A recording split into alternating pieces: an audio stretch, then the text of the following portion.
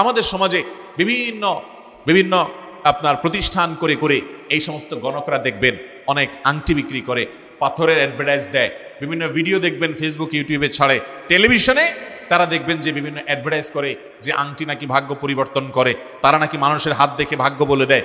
এদের কাছে যাওয়া, এদেরকে বিশ্বাস করা এটা অপরাধ, এবং একটা সভ্য সমাজে এই ধরনের আপনার অবৈজ্ঞানিক, এই ধরনের কুসংস্কার, এই ধরনের হাস্যকর এবং প্রতারণামূলক কর্মকাণ্ডকে কখনো বৈধ দেওয়া এটা কখনো যৌক্তিক কাজ হতে পারে না।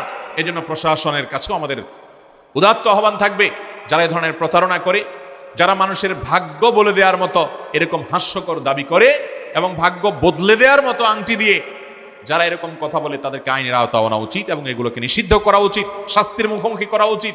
আরে তার আংটি যদি আপনার ভাগ্য বদলাতে পারে, তাহলে সে নিজে কেন এই আংটির ব্যবসায় নামছে? একটা আংটি সে পরে নিলেই তো হয়ে যায়, একটা কেন তার 10 আঙ্গুলে 10 আংটি পরে 4 দিন পাল্টা নিলেই হয়, ভাগ্য পাল্টা নিলেই হয়। আপনি একটু চিন্তা করেন, সে নিজের ভাগ্য বদলানোর জন্য আংটি বেচে, আর আপনারে বলতেছে আংটি কিনলে ভাগ্য পাল্টে যাবে। এর চাইতে বড় প্রতারণা আর কি হতে পারে? অতএব এই ধরনের প্রতারণামূলক কথা বিশ্বাস করা যাবে না।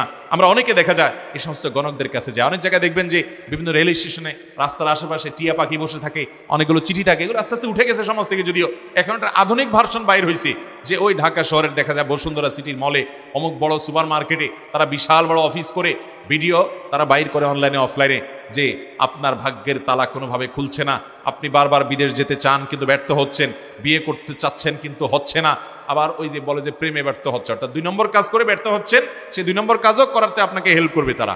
এরা হলো প্রতারক, জাতীয় প্রতারক। এই জাতীয় প্রতারকদেরকে আইনের আওতায় আনতে হবে, তাদেরকে নিষিদ্ধ করতে হবে। এ ধরনের প্রতারণা এবং এ ধরনের কুসংস্কারচ্ছন্ন কর্মকাণ্ড এগুলো করা যাবে না। মানুষের ঈমান হরণ করছে, টাকা পয়সা হরণ করছে, সব ধ্বংস করছে। অতএব এগুলো বিশ্বাস করা যাবে না।